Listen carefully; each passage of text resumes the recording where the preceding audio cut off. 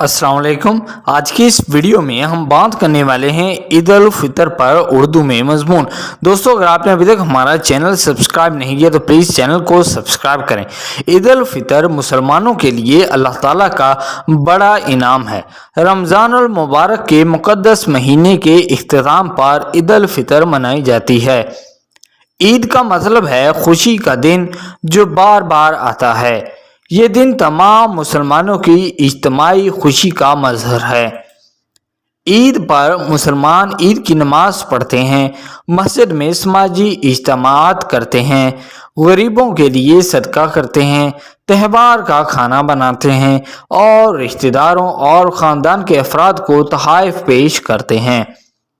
ये त्यौहार हमदर्दी, भाईचारा और मोहब्बत लाता है और नफ़रत, हसद और दुश्मनी को दूर करता है। मुसलमान एक दूसरे को ईद की मुबारकबाद देने के लिए अपने दोस्तों और रिश्तेदारों के पास जाते हैं।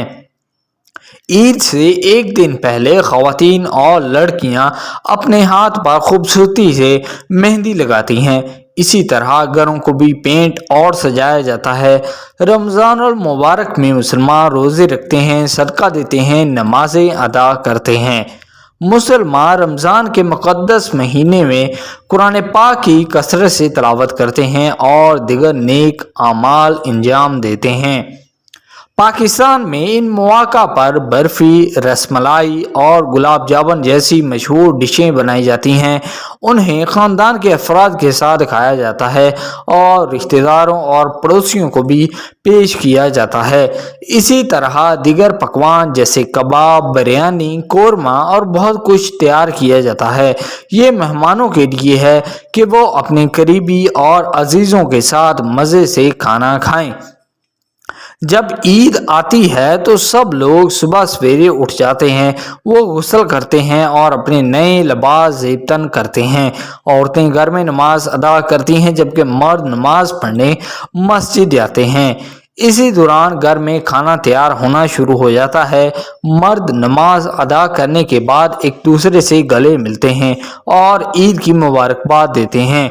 वो एक दूसरे को ईद की मुबारकबाद देते हैं और बारी बारी 3 बार गले लगाते हैं। इसके बाद लोग अपने दोस्तों और रिश्तेदारों के घर जाकर सलाम का तबादला करते हैं। मेहमान जब अपने अजीज़ों से मिलने जाते हैं तो सवैयाँ खाते हैं।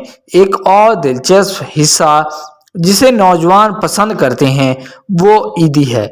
ईदी एक तोहफा है जो उन्हें बुजुर्गों से रकम की सूरत में मिलती है। इस तरह बच्चे ईदी वसूल करके लुत्फ़अंदोज़ होते हैं और फिर इस रकम से